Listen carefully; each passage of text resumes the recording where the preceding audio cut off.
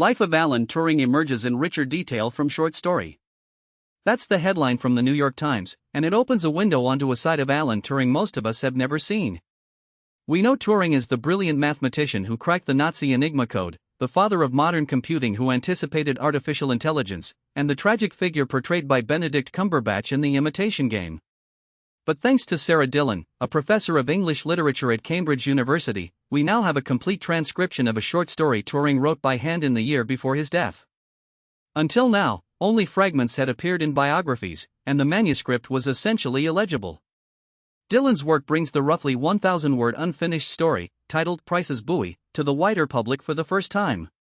The story breaks off abruptly on page 6 with the words "Ron wouldn't," and any remaining pages are lost.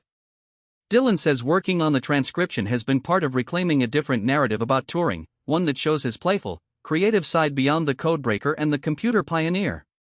The story centers on Ron Miller, a working-class sex worker, and Alec Price, a gay scientist famous for an invention he made when he was younger. Dillon identifies Alec as clearly autofictional, a stand-in for Turing himself. In one passage, Alec notices Ron caught Alec's eye and gave him a half-hearted smile. It was enough though. The timing matters. Turing was convicted of homosexuality in 1952, still a crime in Britain. He avoided prison by accepting chemical castration, a series of hormone injections, and lost his security clearance for government cryptography work. Dillon believes he wrote Price's Buoy in late 1952 or early 1953, after his arrest. Turing died on June 7, 1954, at age 41, from cyanide poisoning.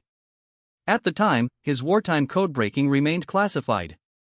It wasn't until 2009 that the British government formally apologized, with Prime Minister Gordon Brown calling his treatment horrifying and utterly unfair. This recovered story adds a literary dimension to a man already recognized as a scientific giant, reminding us that even the most analytical minds can harbor rich, human, creative impulses. Thanks for listening.